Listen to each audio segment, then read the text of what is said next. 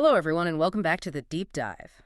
So today we need to talk about a very specific kind of anxiety. Hmm. It's that feeling you get when you're sitting there, in the lobby, waiting for your annual performance review. You're just running through the year in your head, trying to find the highlight reel. It's the moment of truth, Yeah, or, well, it really feels like it anyway. exactly.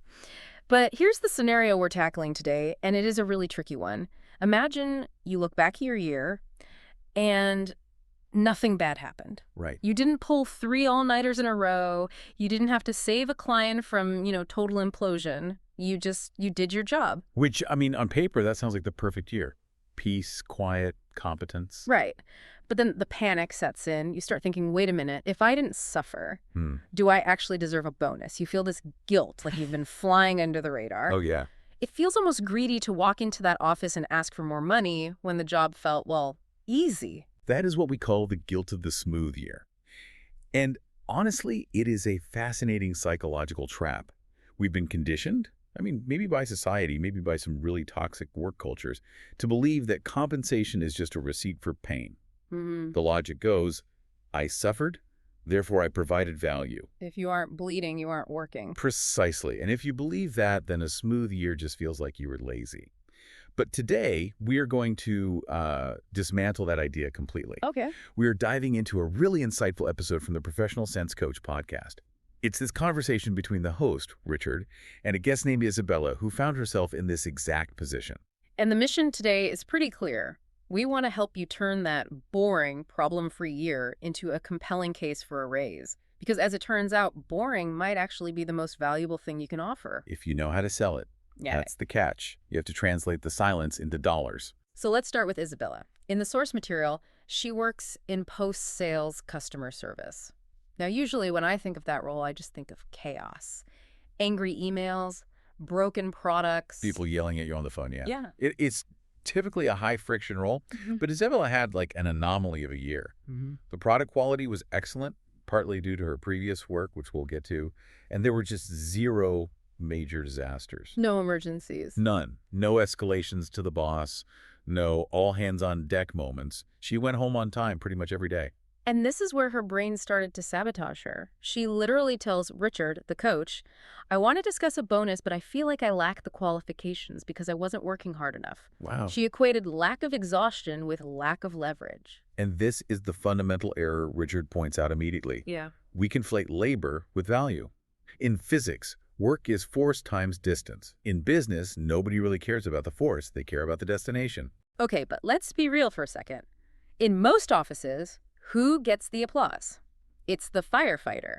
It's the guy who stays until 2 a.m. fixing the server that crashed. Oh, absolutely. Everyone sees him. Everyone says, wow, look at his dedication. That is the firefighter syndrome. Yeah. The hero is the person who fixes the crisis. Yeah. But, think about the implications of that. If you only reward the people who put out fires, you are implicitly telling your staff that having fires is a good thing. That's a terrifying thought. You might even be encouraging arsonists, people who let things break just so they can be seen fixing them. So Isabella is the opposite of that. She's the fire marshal who made sure the building didn't catch fire in the first place. But her problem is visibility. A fire is bright and loud. And fire prevention is invisible. And that invisibility is so dangerous for your career if you don't manage it. Yeah. To illustrate this, the source material brings up a really classic parable. It's the story of landlord Chen and Wang the bachelor. I love a good parable. Set the scene for us. Okay, so picture an ancient village. Wooden houses everywhere. The biggest threat to your wealth is fire. Right. And landlord Chen owns a lot of these houses, so he hires a man named Wang to be his watchman. His only job is just don't let the houses burn down. Correct. And Wang takes this really seriously. He's diligent. He patrols every night. He tells tenants, hey, move that firewood away from the stove. He clears out dry brush. He is constantly removing risks. And the result... Nothing happens. Exactly. Right. For years, there are 0 fires. It is a perfectly smooth operation. But then, landlord Chen starts doing the math. Uh-oh. He looks at Wang and he thinks, I am paying this guy every month, but nothing ever happens. I'm wasting my money on a problem that doesn't exist. Oh, I see where this is going. It's the IT department paradox. If IT is doing their job, you wonder why you pay them. And if they're not... You also wonder why you pay them. Exactly. So Chen fires Wang. He thinks he's saving money, But without Wang's invisible vigilance, without that friction, removal entropy just takes over. Things get sloppy.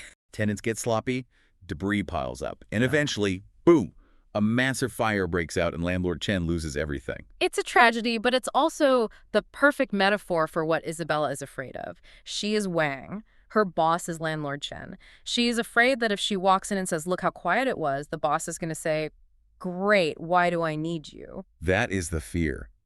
But the source material argues you can flip this. The smooth year isn't luck. It is the result of invisible friction removal.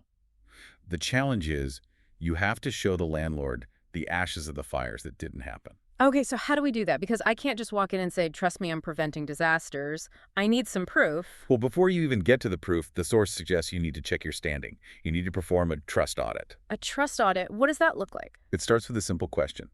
Does your boss leave you alone?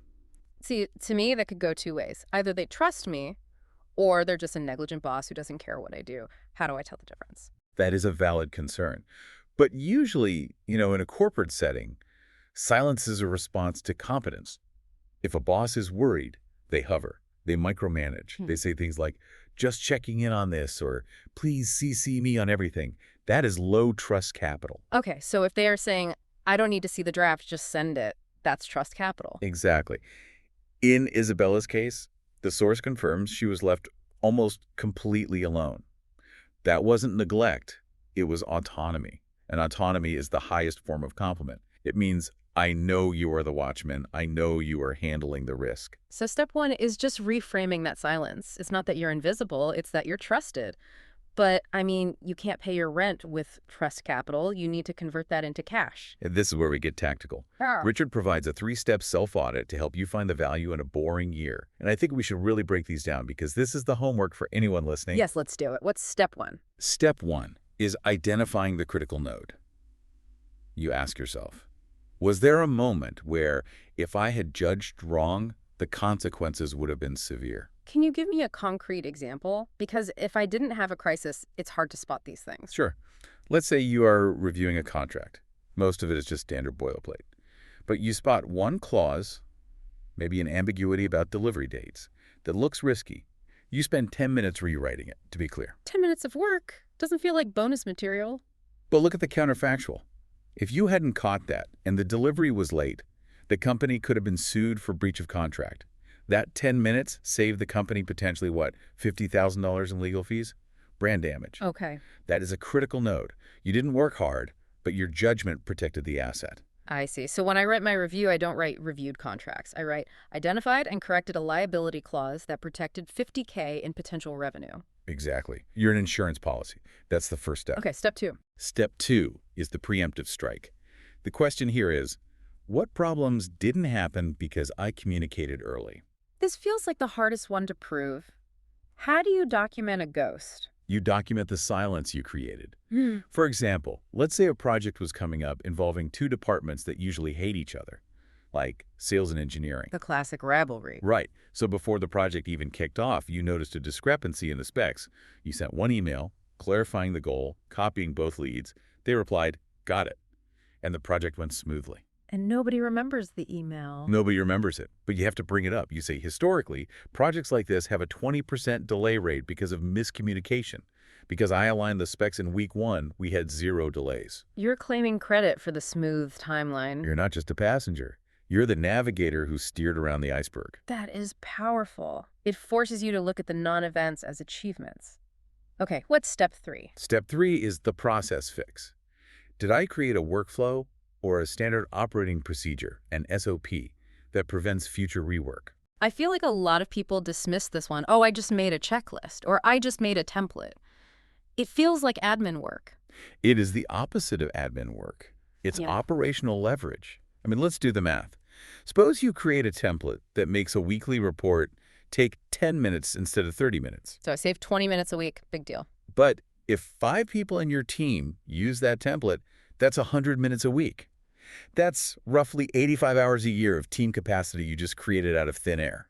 Wow. You didn't just save time, you virtually increased the team's headcount. When you put it that way, I created 85 hours of billable capacity. Sounds a lot better than I made a template. Exactly. If you can answer yes to these three questions, critical node, preemptive strike, process fix, you stop seeing yourself as maintenance staff. You start seeing yourself as asset protection. And asset protection pays better. Okay, so we've done the audit. We have our list of invisible fires we put out. Now comes the scary part, the actual meeting. The source material is very specific about a trap people fall into here, using emotional language. This is where most negotiations for the smooth year fail. We feel insecure, so we try to appeal to the boss's empathy. We say things like, I'm so tired, or I really sacrificed my personal life, or I've been working so hard. I've definitely done that. You want them to feel your pain, so they reward you for it. But remember, this is a business transaction. The company isn't paying for your pain. They're paying for their gain. When you talk about your suffering, you just sound like a victim, not a high performer. So what's the alternative? If I can't say I worked hard, how do I frame it? You need to shift to what the expert calls adult professional dialogue. You frame your achievements as a risk management report. Okay, give me the script. I'm the boss. I'm sitting there saying, well, that seemed like a pretty easy year. I didn't hear much from you. What do you say? You look them in the eye and say, the reason you didn't hear from me is because I identified risks early and neutralized them. Because I caught the issue with client X in Q1, we avoided the escalation that happened last year. I didn't just do the job. I managed the risk so you didn't have to. Ooh, so you didn't have to. That hits home. You're telling the boss, I bought you peace of mind. Exactly. The key phrase from the source is, this isn't boasting. This is a factual review of risk management. You're taking the emotion out of it. You're talking about ROI, return on investment. And the source actually gives us a perfect real-world example of this, the story of the network cable. Yes. This is Isabella's network cable moment. Yeah. It's such a small detail, but it perfectly illustrates the concept. So recap the situation for us. Okay, so Isabella was looking at a new product launch. Yep. The engineers had spec'd a standard network cable to be included in the box. Now, functionally, this cable was fine, it carried data, it worked, but it was ugly. The source describes it as looking cheap. And Isabella remembered that on a previous project, customers hated this cable. It made a premium product feel like a budget knockoff. It caused dissatisfaction. So the standard inertia of the company was to just use the cheap cable again. If it ain't broke, don't fix it. Right. But Isabella intervened. She went to R&D, which takes some courage, by the way, for a customer service person to tell engineers what to do, and she convinced them to swap it for a better-looking cable. Now let's look at the suffering versus value equation here. Did she stay up all night to do this? No. Did she have to carry boxes of cables up a flight of stairs? No. It probably took one meeting and maybe an email chain. Very low labor. But the value. Massive. Think about the downstream effects. Yeah. By swapping that cable, she prevented hundreds of negative unboxing experiences. She protected the premium feel of the brand. She saved her own team from having to apologize to customers later. If she hadn't done it, the fire would have been a 2-star review on Amazon 3 months later. Exactly. She extinguished the fire before the match was even struck. That is the definition of value. And that's what she needs to pitch. Right. She shouldn't say, I attended a meeting about cables. She should say, I protected the brand integrity and prevented negative customer sentiment by intervening in the component selection process. It sounds so much more strategic when you phrase it that way. That's because it is strategic. We often dismiss our own competence as common sense. We think, oh, anyone would have seen that cable was ugly. But they didn't. You did. And you acted on it. That is a billable skill. So the big takeaway here is a mindset shift. We need to stop apologizing for things running smoothly. We need to reframe smoothness as the ultimate deliverable. The smooth year isn't an accident. It's an engineered outcome. And there's an efficiency argument here too, isn't there? I mean, from a business owner's perspective. Absolutely. If I have 2 employees and one works 60 hours a week fixing mistakes and the other works 40 hours a week preventing them, the second employee is infinitely more profitable.